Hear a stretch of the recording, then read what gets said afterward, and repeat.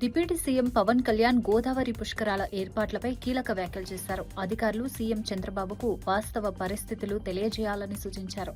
గోదావరి పుష్కరాలకు సన్నద్ధతలో లోపాలపై కేబినెట్లో చర్చిస్తామని తెలిపారు. హడావిడిగా పనులు చేసి తర్వాత కూలిపోయే పరిస్థితులు వస్తే ఎన్డీఏ ప్రభుత్వానికి చెడ్డ పేరు వస్తుందని హెచ్చరించారు. అభివృద్ధి పనులు నాణ్యతతో పాటు ప్రణాళికాబద్ధంగా ఉండాలని పేర్కొన్నారు. సరైన ప్రణాళికలు లేకుండా కేంద్రానికి నిధులు అడిగితే ప్రధాని మోదీ కూడా ఇవ్వలేరని వ్యాఖ్యానించారు. ప్రజల అవసరాలు, భద్రత దృష్టిలో పెట్టుకుని ప్రతి పని జరగాలని స్పష్టం చేశారు. ప్రభుత్వ యంత్రాంగం సమన్వయంతో ముందుకు సాగాలని సూచించారు. ఈ వ్యాఖ్యలు ఇప్పుడు రాజకీయ వర్గాల్లో చర్చనీయాంశంగా మారాయి.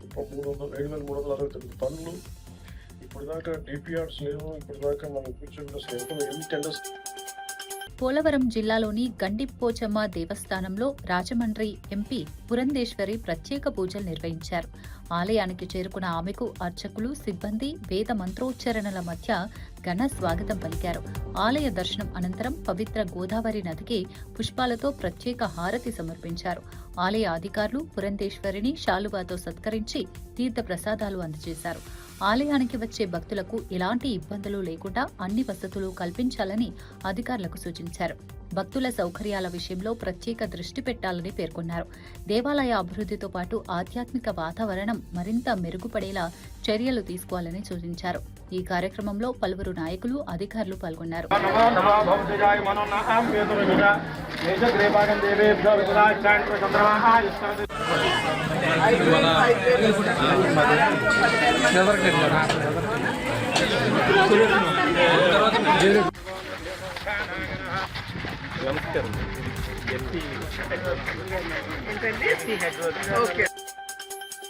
కేంద్ర మంత్రి రామ్మోహన్ నాయుడు అలిపిరి మెట్ల మార్గం ద్వారా కాలినడకన తిరుమలకు చేరుకుని శ్రీవారిని దర్శించుకున్నారు. కేంద్ర మంత్రిగా బాధ్యతలు చేపట్టిన తర్వాత తొలిసారి కాలినడకన తిరుమలకు రావడం ప్రత్యేక అనుభూతినిచ్చిందన్నారు. నడకదారి పొడవునా టీటీడీ భక్తుల కోసం చేసిన ఏర్పాట్లపై భక్తులంతా పూర్తి సంతృప్తి వ్యక్తం చేస్తున్నారని తెలిపారు. కూటమి ప్రభుత్వం చేస్తున్న అభివృద్ధి కార్యక్రమాలకు తిరుమలలోని సౌకర్యాలే నిదర్శనమన్నారు. తిరుమల క్షేత్రానికి ఎప్పుడొచ్చినా ఒక ప్రత్యేకమైన ఆధ్యాత్మిక అనుభూతి కలుగుతుందని పేర్కొన్నారు. మోదీ, చంద్రబాబు, పవన్ కళ్యాణ్ నాయకత్వంలో రాష్ట్రంలో సనాతన ధర్మం, సంస్కృతి, సాంప్రదాయాల పరిరక్షణకు కృషి జరుగుతోందని చెప్పారు.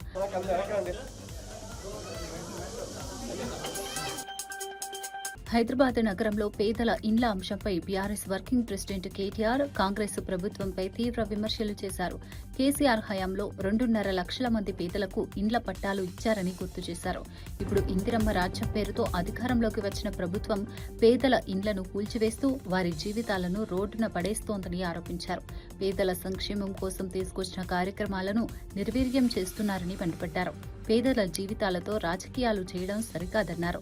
ప్రజల సమస్యలు పరిష్కరించాల్సిన ప్రభుత్వం వారిని ఇబ్బందులకు గురిచేస్తోందని ఆరోపించారు.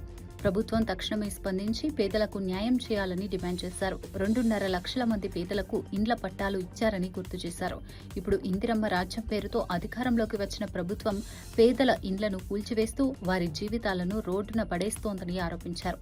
పేదల సంక్షేమం కోసం తీసుకొచ్చిన కార్యక్రమాలను నిర్వీర్యం చేస్తున్నారని మండిపడ్డారు. పేదల జీవితాలతో రాజకీయాలు చేయడం సరికాదన్నారు. ప్రజల సమస్యలు పరిష్కరించాల్సిన ప్రభుత్వం వారిని ఇబ్బందులకు గురిచేస్తోందని ఆరోపించారు. ప్రభుత్వం తక్షణమే స్పందించి పేదలకు న్యాయం చేయాలని డిమాండ్ చేశారు. ఈ అంశం రాష్ట్ర రాజకీయాల్లో తీవ్ర చర్చకు దారితీసింది. ఒక్క ఇల్లన్న కట్టినరా కాంగ్రెస్ వాళ్ళు? ఒక్క ఇటుకనన్న పెట్టిండా కనీసం? ఎమ్మెల్యే కేపీ వివేకానంద కాంగ్రెస్ ప్రభుత్వంపై తీవ్ర విమర్శలు చేశారు. కాంగ్రెస్ అరాచకాలు, మోసాలు, వైఫల్యాలను ప్రతి కార్యకర్త ప్రజల్లోకి తీసుకెళ్లాలని పిలుపునిచ్చారు. ప్రజల సొమ్మును ఎలా దోచుకుంటున్నారో సోషల్ మీడియా వేదికగా బయటపెట్టాలని సూచించారు. ప్రతి గులాబీ కార్యకర్త ప్రజలను చైతన్యం చేయాలని అన్నారు. కాంగ్రెస్ ప్రభుత్వ పాలనలో ప్రజలు ఇబ్బందులు పడుతున్నారని ఆరోపించారు. ప్రభుత్వం ఇచ్చిన హామీలు అమలు చేయడంలో విఫలమైందని విమర్శించారు. ప్రజలకు వాస్తవ పరిస్థితులు తెలియజేయాల్సిన బాధ్యత పార్టీ కార్యకర్తలపై ఉందన్నారు. రాబోయే రోజుల్లో ప్రజల మధ్యకు వెళ్లి ప్రభుత్వ వైఫల్యాలను ఎండగడతామని స్పష్టం చేశారు. మనం ముందుకు పోతా ఉన్నాం కాబట్టి మనం పార్టీని ప్రతి కార్యక్రమాన్ని మనము ఎప్పటికప్పుడు తెలుసుకొని ప్రజలు కూడా చెప్పాల్సి, ప్రజలను జాగృతం చేసి ప్రజలు కూడా చైతన్యవంతులు వైఎస్ జగన్ లిక్కర్ స్కామ్ ఆరోపణలపై తీవ్ర స్థాయిలో స్పందించారు. ఇష్టమొచ్చినట్లు లిక్కర్ స్కామ్ అంటూ మాట్లాడుతున్నారని మండిపడ్డారు. ఇప్పుడు మళ్లీ కసిరెడ్డి పేరును తెరపైకి తీసుకొచ్చి కొత్త కథలు సృష్టిస్తున్నారని ఆరోపించారు. మద్యానికి తమ ప్రభుత్వానికి ఏం సంబంధం ఉందని ప్రశ్నించారు. టీడీపీ ప్రభుత్వ హయాంలో ఉన్న మద్యం ధరలనే తమ ప్రభుత్వంలో కూడా కొనసాగించామని స్పష్టం చేశారు. రాజకీయ లబ్ధి కోసం నిరాధార ఆరోపణలు చేయడం సరికాదన్నారు. ప్రజలను తప్పుదోవ పట్టించే ప్రయత్నాలు జరుగుతున్నాయని వ్యాఖ్యానించారు.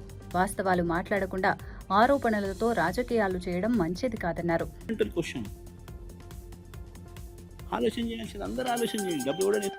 వరంగల్ కలెక్టరేట్లో గ్రీవెన్స్ కార్యక్రమం సందర్భంగా ఉద్రిక్త పరిస్థితులు నెలకొన్నాయి. మాజీ ఎమ్మెల్యే నన్నపునేని నరేందర్ ఆధ్వర్యంలో తెలంగాణ ఉద్యమకారులు వినతి పత్రం ఇచ్చేందుకు కలెక్టరేట్కు వెళ్లారు. అయితే పరిమిత సంఖ్యలో మాత్రమే అనుమతి ఉంటుందని పోలీసులు అడ్డుకోవడంతో ఇరు వర్గాల మధ్య వాగ్వాదం చోటు చేసుకుంది. దీంతో అక్కడ కొంతసేపు ఉద్రిక్త వాతావరణం నెలకొంది. ఉద్యమకారులు పోలీసుల తీరుపై అభ్యంతరం వ్యక్తం చేశారు. తమ సమస్యలు వినిపించేందుకు వచ్చిన వారిని అడ్డుకోవడం సరికాదని అన్నారు. పోలీసులు పరిస్థితిని అదుపులోకి తెచ్చేందుకు యత్నించారు.